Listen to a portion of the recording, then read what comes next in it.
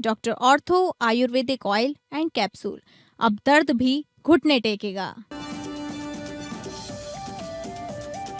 गढ़वाल में सूर्य देवभूमि चैलेंज के समापन समारोह में सीएम धामी ने की शिरकत। कहा, साहसिक खेलों को बढ़ावा दिया जा रहा है। राफ्टिंग, कायाकिंग, पैराग्लाइडिंग जैसे खेलों पर है जोर। प्रधानमंत्री के नेतृत्व में राज्य में साहसिक पर्यटन को बढ़ावा मिल रहा है। पर्यटन मंत्री सतपाल महाराज ने कहा, सी प्लान उत्तराखंड के लिए वरदान साबित होगा। सी प्लेन सीधे नानक सागर और टिहरी झील में उतरेंगे। पर्यटन को मिलेगा बढ़ावा। चंपावत के मानेश्वर धाम में गूंजे वैदिक मंत्र। अक्षय तृतीया पर उमड़ा जन सैलाब। दर्जनों बटुकों का सामूहिक यज्ञोपवीत संस्कार। गुरुकुल परंपरा में आयोजन।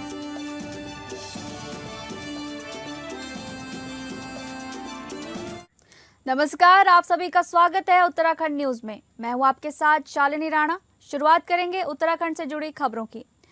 उत्तराखंड के मुख्यमंत्री पुष्कर सिंह धामी ने गढ़वाल विश्वविद्यालय चौरास परिसर टिहरी में भारतीय सेना और उत्तराखंड पर्यटन के संयुक्त तत्वाधान में आयोजित सूर्य देवभूमि चैलेंज के समापन समारोह में शिरकत की। मुख्यमंत्री पुष्कर सिंह धामी ने कहा कि सूर्य देवभूमि चैलेंज में भारतीय सेना के 100 जाबाज जवानों के साथ देश भर से आए लगभग 200 साहसिक ट्रैकर्स ने प्रतिभाग किया है। उन्होंने कहा, हाई एल्टीट्यूड मैराथन में भाग लेने वाले लोगों ने केदार बद्री ट्रेल में हेलंग से कलगोट से मंडल होते हुए ऊखीमठ तक 113 किलोमीटर की चुनौतीपूर्ण यात्रा में सफलता प्राप्त की है। उन्होंने आगे कहा कि सभी प्रतिभागियों ने अपने साहस, धैर्य और दृढ़ संकल्प का उत्कृष्ट परिचय दिया है। मुख्यमंत्री ने कहा कि प्रतिभागियों ने साहसिक प्रतियोगिता के साथ बद्रीनाथ, केदारनाथ धाम सहित पंच केदार को जोड़ने वाले ऐतिहासिक और आध्यात्मिक मार्ग की भी यात्रा की है।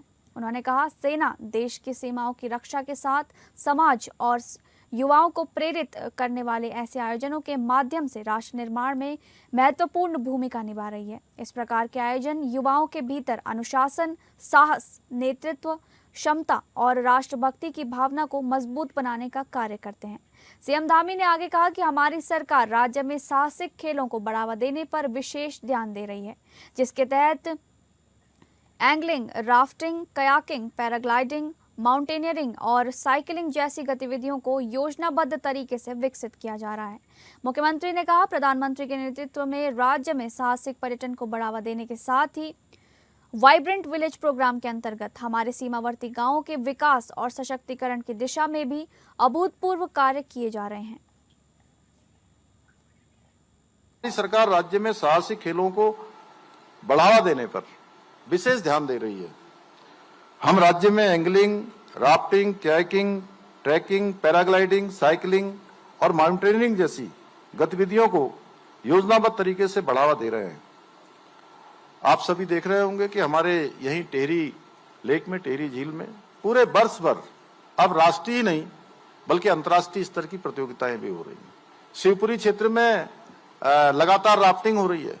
इसी प्रकार सीमांत क्षेत्र भारत नेपाल सीमा पर बूम क्षेत्र जो टनकपुर चंपावत जनपद में आता है, वहां पिछले वर्ष राष्ट्रीय खेलों का रात्रिकालीन राफ्टिंग प्रतियोगिता आयोजित की गई। बहुत सारे एडवेंचर साहसिक खेल कई क्षेत्रों में हमने ऐतिहासिक जो हमारे आयोजन है उसकी मेजबानी की है। देहरादून में हमारी जो आइस रिंग है, उस आइस रिंग में।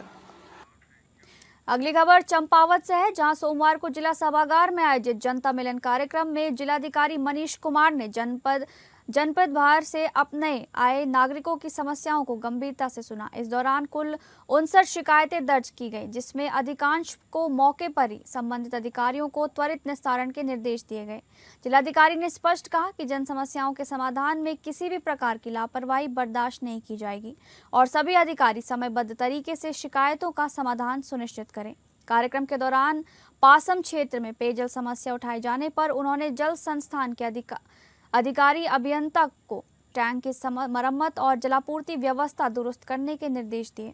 वहीं ग्राम त्यारसों में जल जीवन मिशन के तहत नियमित जलापूर्ति सुनिश्चित करने को कहा। राजकीय उच्चतर प्राथमिक विद्यालय आमनी में भूस्खलन की समस्या पर जिलाधिकारी ने जिला आपदा प्रबंधन अधिकारी को आवश्यक कार्रवाई के निर्देश दिए। सबसे संवेदनशील मामले में ग्राम पंचायत मोष्टा बकोड़ा के जन्म से दृष्टिबाधित दिव्यांग केदार राम की शिकायत पर जिलाधिकारी ने त्वरित पहल करते हुए जिला समाज कल्याण अधिकारी और ई डिस्ट्रिक्ट मैनेजर को तत्काल जिला अस्पताल भेजा, जहां उनका दिव्यांग प्रमाण पत्र और आधार कार्ड बनाने की प्रक्रिया मौके पर ही शुरू कराई गई।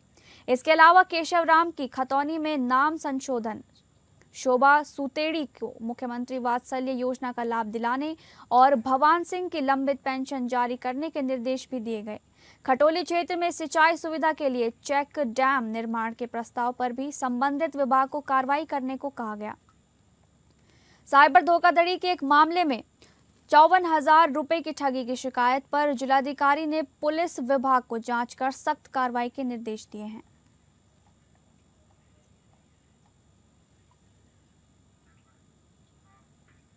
मसूरी शहर कांग्रेस कमेटी अध्यक्ष अमित गुप्ता के नेतृत्व में उप जिलाधिकारी के माध्यम से जिलाधिकारी को 7 सूत्रीय मांग पत्र दिया गया है, जिसमें शहर की विभिन्न समस्याओं को लेकर उसके समाधान की मांग की गई है, जिसमें धरना स्थल कैमल बैक रोड पर किए जाने का विरोध किया गया है और मांग की गई है कि शहीद स्थल झूला घर पर ही शहर की विभिन्न समस्याओं को लेकर धरना देने की अनुमति प्रदान की जाए।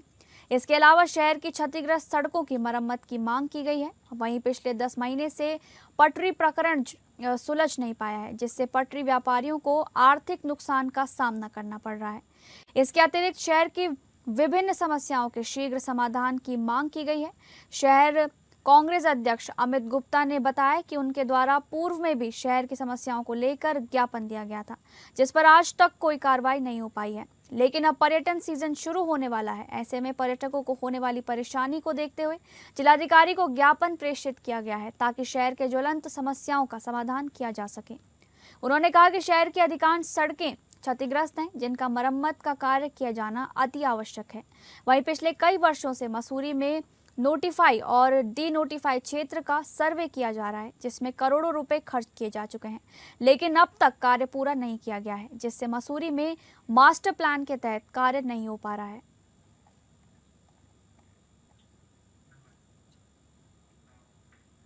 अगली खबर, कैबिनेट मंत्री गणेश जोशी द्वारा हाल ही में दिए गए बयान के बाद आरोप प्रत्यारोपों का दौर जारी हो गया है।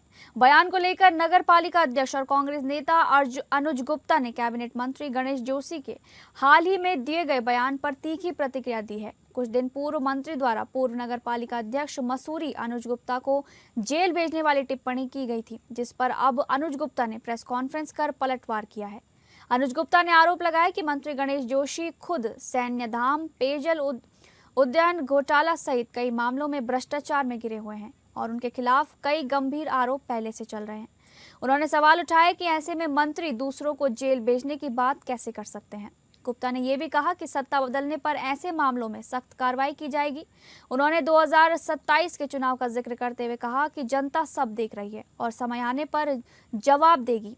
मंत्री के जेल वाले बयान पर अब कांग्रेस नेता ने भी खुलकर अपनी प्रतिक्रिया दे दी है, जिससे स्थानीय राजनीति में बयानबाजी तेज हो गई है। अनुज गुप्ता ने कहा कि नगर पालिका चुनाव के दौरान उन पर भ्रष्टाचार के आरोप लगाए गए थे, लेकिन 1 वर्ष भी जाने के बाद उनके खिलाफ भ्रष्टाचार का कोई भी मामला सामने नहीं आया है, जबकि इस समय मसूरी में ट्रिपल इंजन की सरकार काम कर रही है।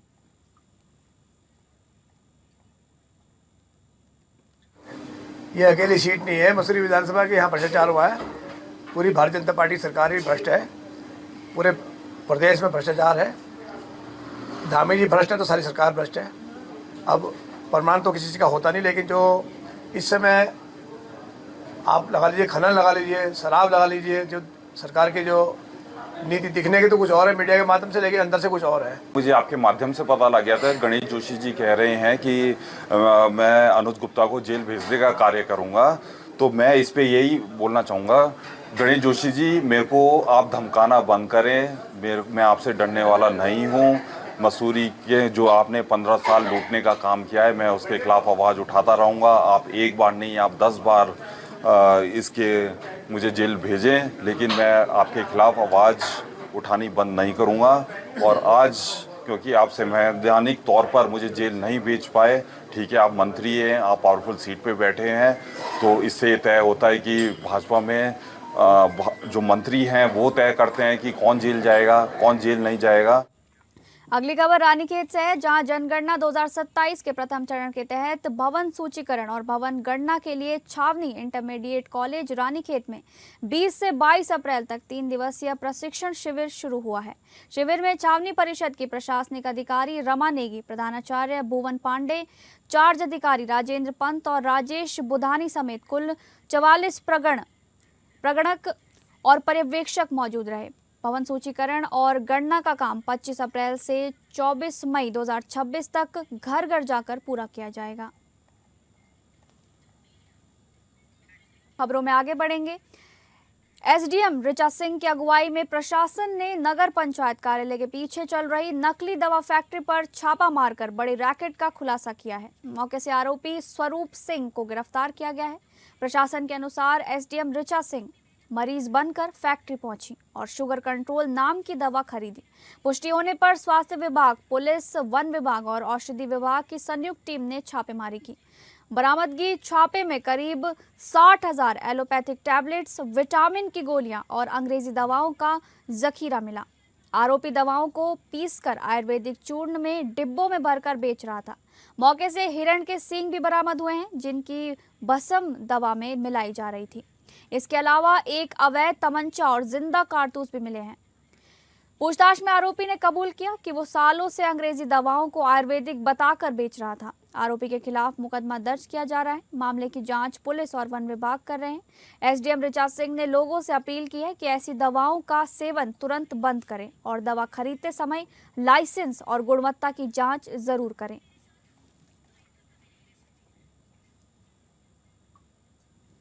देखिए, एसडीएम गदरपुर के द्वारा यहाँ छापेमारी की गई है। यहाँ पर एलोपैथिक दवाओं के बीच में एलोपैथिक दवाएं मिलाकर बेचा जा रहा था। इस पर ये कार्रवाई चल रही है और जब छापे के दौरान इनको चेक किया गया तो यहाँ पर वन्यजीव के कुछ अंग बरामद हुए। अधिकारी महोदय को एक शिकायत प्राप्त हुई थी कि दिनेशपुर से किसी व्यक्ति ने कोई दवा ली होगी और उसके बाद संज्ञान में ये आया है कि उसके घर में उस दवा से काफ़ी नुकसान हुआ है, उसको मानवीय क्षति वहाँ पर हुई। तो इसमें फिर मुख्य विकास अधिकारी जो हमारे सीडीओ सर हैं और डीएम सर हैं, उन्होंने एक कमेटी गठित करी, जिसके क्रम में पुलिस प्रशासन, ड्रग इंस्पेक्टर और जो हमारे स्वास्थ्य अधिकारी हैं यहाँ पर, इसमें जिला आयुर्वेद अधिकारी।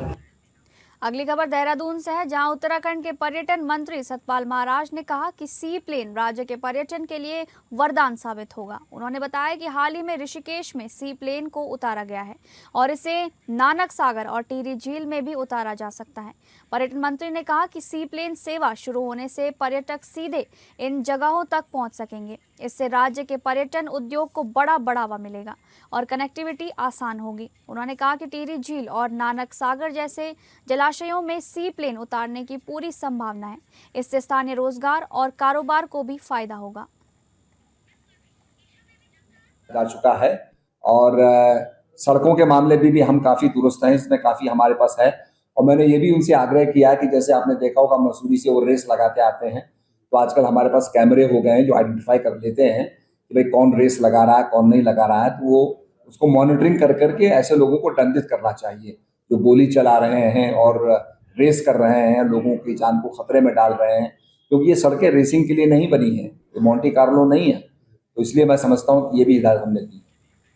उत्तराखंड के खिलाड़ियों को प्रदेश सरकार लगातार सरकारी नौकरी दे रही है। प्रमुख सचिव खेल अमित सिन्हा का कहना है कि अभी 250 से अधिक खिलाड़ियों को सरकारी नौकरी दी गई है। आउट ऑफ टर्न प्रमोशन दिया जा रहा है, उन्हें अवार्ड की धनराशि दी जा रही है। प्रदेश में खेल का माहौल बनाने की दिशा में प्रदेश सरकार लगातार काम कर रही है। इससे खिलाड़ियों का मनोबल बढ़ रहा है और जो युवा खिलाड़ी हैं वे बेहतर परफॉर्मेंस करने के लिए प्रोत्साहित हो रहे हैं। उनका कहना है कि आने वाले दिनों में राष्ट्रीय और अंतर्राष्ट्रीय स्तर पर जो भी खिलाड़ी बेहतर प्रदर्शन करते हैं उन्हें इसके लिए मौका दिया जाएगा।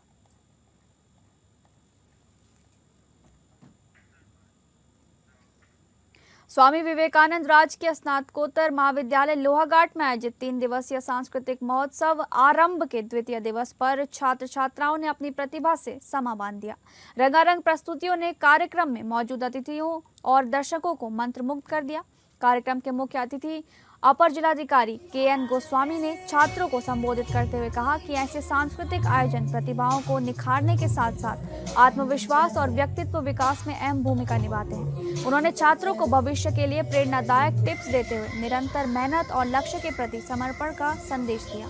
कार्यक्रम की अध्यक्षता प्राचार्य डॉक्टर संगीता गुप्ता ने की। उन्होंने कहा कि आरंभ महोत्सव विद्यार्थियों की अभिव्यक्ति और रचनात्मक को मंच देने की एक अनोखी पहल है, जिससे छात्रों की छिपी प्रतिभाएं सामने आती हैं। सांस्कृतिक प्रस्तुतियों में गायत्री पांडे ने भरतनाट्यम नृत्य से दर्शकों को मंत्रमुग्ध किया। वहीं ऋषभ भट्ट ने गिटार वादन से संगीतमय माहौल बना दिया। बीएड के छात्रों द्वारा प्रस्तुत नाटक को भी खूब सराहना मिली। मंच संचालन मुकेश कुमार और हिमांशु चंद ने संयुक्त रूप से किया। कार्यक्रम में थाना अध्यक्ष अशोक कुमार सहित कई विशिष्ट अतिथि उपस्थित रहे। महोत्सव के दौरान पोस्टर प्रतियोगिता, बेस्ट आउट ऑफ वेस्ट, नृत्य प्रतियोगिता समेत विभिन्न गतिविधियों का आयोजन किया गया, जिसमें छात्र छात्राओं ने बढ़ चढ़कर भाग लिया। कार्यक्रम के सफल आयोजन में समन्वयक डॉक्टर रेखा जोशी सहित विभिन्न समितियों के सदस्यों का महत्वपूर्ण योगदान रहा। मीडिया प्रभारी डॉक्टर प्रकाश लखेड़ा और डॉक्टर कमलेश चक्ता ने बताया कि आरंभ महोत्सव छात्रों के सर्वांगीण विकास की दिशा में एक सार्थक पहल है, जिसमें विद्यार्थियों की भागीदारी उत्साहजनक रही। कार्यक्रम में पूर्व छात्र छात्राओं समेत बड़ी संख्या में विद्यार्थियों की उपस्थिति रही, जिससे महोत्सव का माहौल और भी उत्साहपूर्ण हो गया।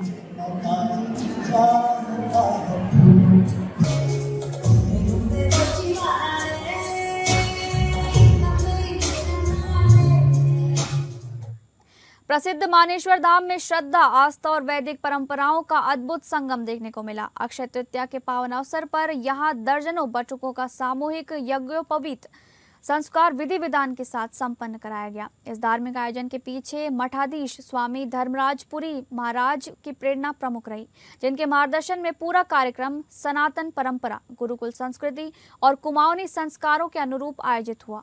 धाम परिसर में सुबह से ही श्रद्धालुओं की भारी भीड़ उमड़ पड़ी।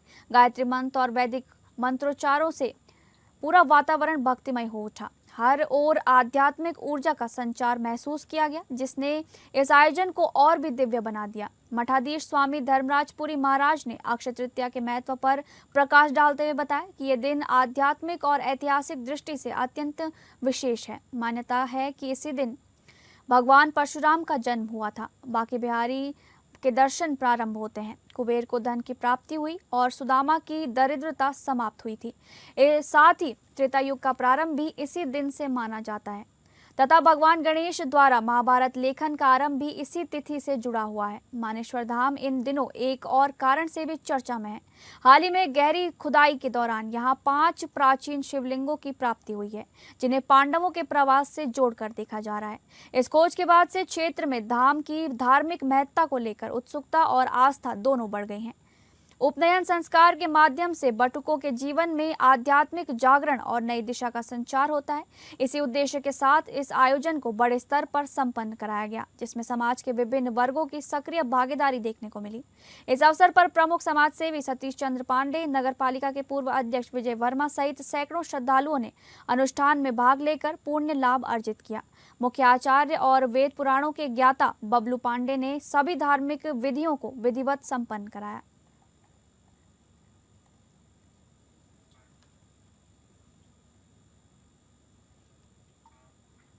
ऋषिकेश गंगोत्री राष्ट्रीय राजमार्ग पर स्थित हिंडोला खाल में ब्रह्मा कुमारी संस्था द्वारा दादी प्रकाश मणि रिट्रीट सेंटर का निर्माण किया जाएगा। कैबिनेट मंत्री सुबोध उनियाल ने बतौर मुख्य अतिथि भूमि पूजन और शिलान्यास किया।